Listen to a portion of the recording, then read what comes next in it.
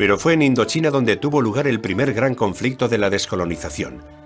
Indochina era el nombre que se había dado a las posesiones coloniales francesas en el sudeste de Asia desde su conquista a finales del siglo XIX. Constituían un territorio extenso que comprendía Tonkin al norte, al sur la Conchinchina y Camboya, y en el centro Annam, y una gran parte de Laos.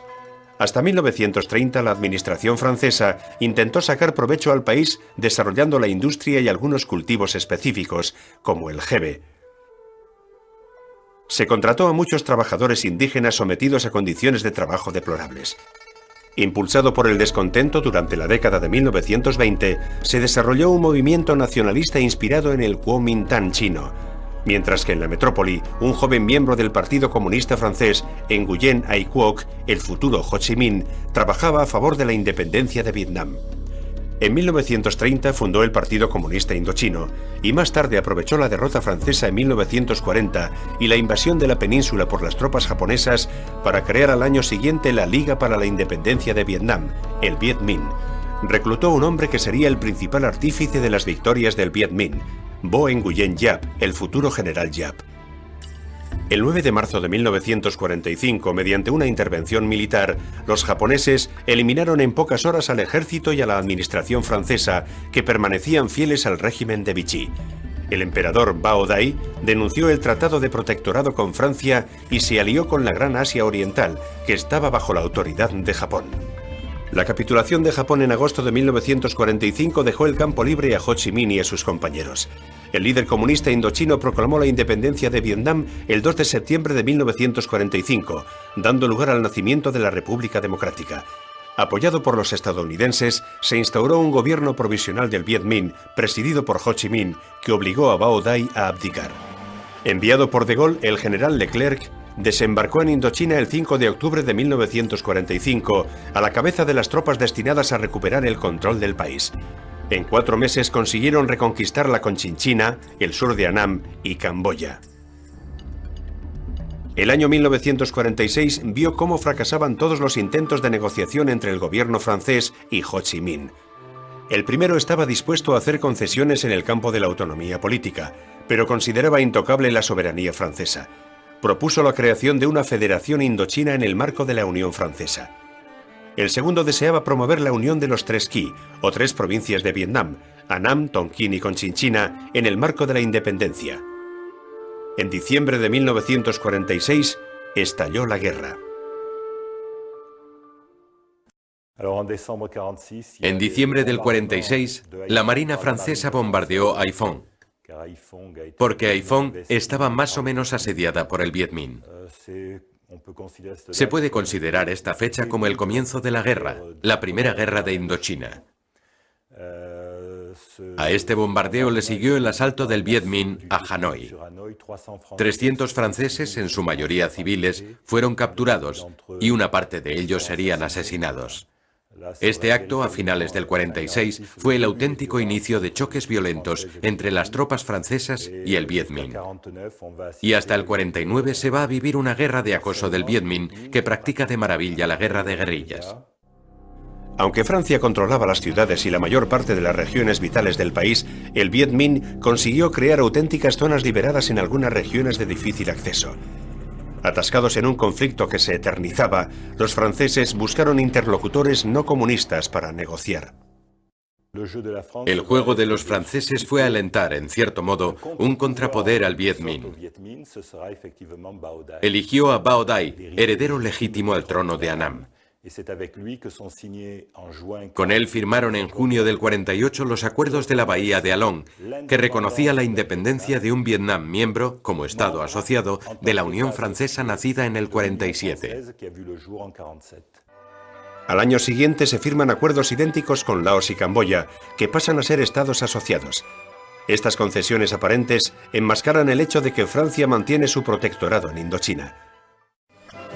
La victoria de Mao Zedong en China a finales de 1949 hace que el conflicto tome un enfoque nuevo, el de la lucha contra el comunismo. Además de ayuda material, los comunistas chinos ofrecen refugio a las tropas del Viet Minh.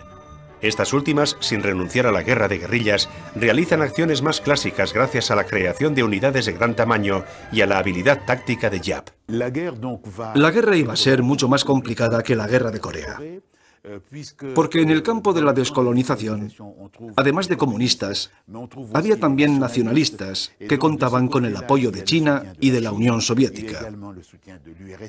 La situación se complicaba aún más, porque los Estados Unidos oficialmente eran anticolonialistas y no veían con buenos ojos que se mantuviera la colonización francesa en Indochina. Pero sabían que si Indochina se desmoronaba, los comunistas tomarían el poder y aumentaría el mapa de los países rojos. Francia, por su parte, empezó a recibir el apoyo financiero de Norteamérica, que veía el conflicto de Indochina como un nuevo episodio de la Guerra Fría, al igual que la Guerra de Corea. Después de un periodo marcado por varias derrotas importantes en Cao Bang, Lan Son y Lao Cai, la llegada del general Delattre como comandante en jefe de las tropas de Indochina en 1950 supuso una cierta recuperación tanto militar como moral. El ex jefe del primer ejército francés regresó en diciembre de 1951 a Francia, donde murió poco después. Sus sucesores, los generales Salan en 1952 y Navarre en 1953, no consiguieron enderezar una situación estratégica complicada y se tuvieron que replegar a Conchinchina. A raíz del armisticio de Corea en 1953, los estadounidenses decidieron embarcarse en una negociación global con los países comunistas, con la esperanza de poner fin a los conflictos asiáticos. Para llevarlo a cabo se celebró una conferencia en Ginebra en mayo de 1954. Deseosos de obtener una victoria decisiva para poder negociar desde una posición de fuerza, los militares franceses idearon un plan destinado a obligar a los batallones de combate del Viet Minh a concentrar sus tropas para poder aplastarlas mejor. La estratégica depresión de Dien Bien Phu, en el Alto Tonkin, se transformó en un campo atrincherado. Estaba protegido por puntos de apoyo periféricos al norte, Gabriel, Anne-Marie y Beatriz, y un punto al sur denominado Isabel. Las fuerzas del Viet Minh rodearon con rapidez Dien Bien Phu y al mando del general Giap comenzaron a atacar a los 15.000 hombres de las tropas francesas el 13 de marzo de 1954. Al cabo de 14 días, la guarnición del campo atrincherado, totalmente rodeada y casi sin munición, se vio obligada a entregar las armas a las 5:30 del 7 de mayo de 1954. Aquella derrota acabó de forma definitiva con las ambiciones francesas en Extremo Oriente y tuvo una repercusión psicológica muy importante en la opinión pública francesa. La conferencia celebrada en Ginebra terminó con los acuerdos firmados por Pierre Mendès France, presidente del Consejo francés, el 21 de julio de 1954, que pusieron fin a la guerra de Indochina. La conferencia es famosa porque además de los dos beligerantes, Francia y Vietnam, estaba también el contexto de la Guerra Fría con dos potencias enfrentadas, Estados Unidos y la Unión Soviética. Y en aquel decorado cambiante también estaba presente China. Fue un momento extraordinario, porque aquella crisis tuvo mucha repercusión en Francia. Y yo diría que por primera vez, desde la salida del general de Gaulle en 1946, había un primer ministro, Pierre Mendès France, con personalidad fuerte. Un poco tajante, pero con un programa. Dijo, este problema lo arreglo yo en 2 semanas. La anécdota es que había que terminar, no me acuerdo exactamente qué día, pero había que terminar a la medianoche del segundo o tercer día. Era necesario que a las 12 en punto estuviera todo firmado, antes de que comenzara el día siguiente. Mi abuelo obligó a todo el mundo a permanecer en la comisión que discutía los asuntos hasta que todo estuvo firmado. Estuvieron hasta las 3 o las 4 de la madrugada, pero habían adelantado la firma final para que se produjera a las 12 o a las 12 menos 5 y cumplir con los plazos.